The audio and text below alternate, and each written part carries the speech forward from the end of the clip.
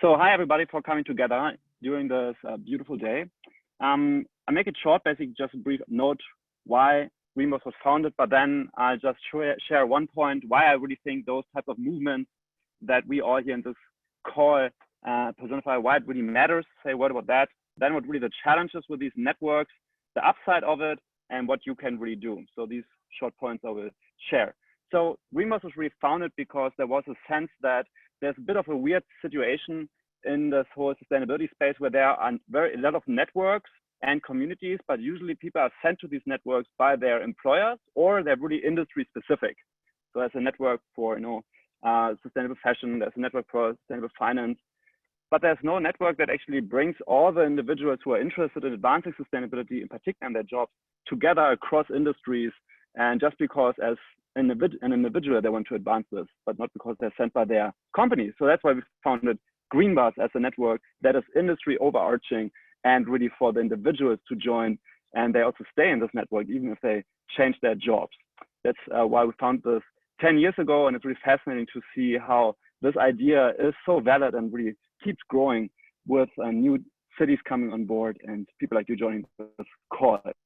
The first point I wanted to mention, why do these networks matter? I think we're in a really crucial situation right now where on the one hand, a lot of the knowledge that's needed for sustainable development. There are a lot of technologies around to, for example, mitigate climate change, et cetera, et cetera. Solutions are there on one side. And on the other side, you can really see that people care about sustainability. People want to mitigate climate change. But what the problem is that people don't act enough, right? So the question is really, how do we bring these solutions together that we already have as a society with the will of the people to actually implement those solutions? And I think what's critical to do that is bring people together. Give them the information, but and really in a gathering like a call as such here or in events, and also show people that you're not alone in your interest in advanced sustainable development. There are many others like you, and that I think gives people a lot of very, very crucial motivation, not only the information, but also the motivation to really act, to really do something.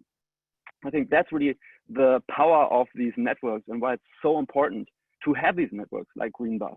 Now, the challenge, the second point I want to mention is, a big challenge with these networks is there's always this big balance about, is it just a volunteer organization or is it an organization that has funding and structures in place?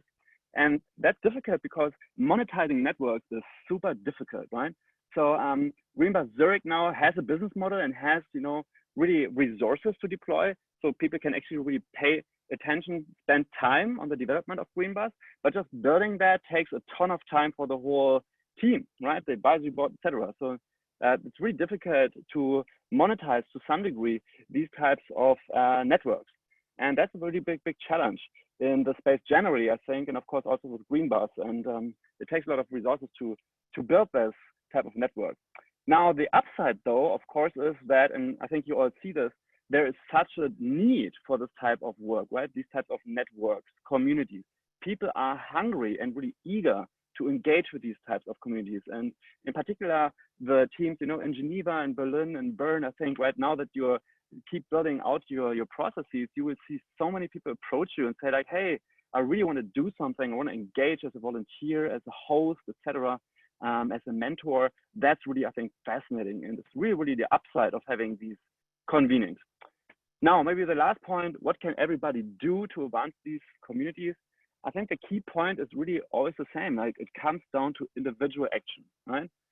There's nothing else brings people to an event than somebody told them about that, right? Or somebody actually organized the event, somebody wrote the email. So really the individual action is required to advance any such effort. And I think everything that, we're doing here in the course, everybody what we're doing in our daily work, etc., is always our individual action. And that's what really makes sustainability real. So the call to action from me to everybody is really, hey, do something, right? Host a dinner, host a lunch, forward an invite to a GreenBuzz event to 10 more people, show up, come with an idea for a speaker or so on.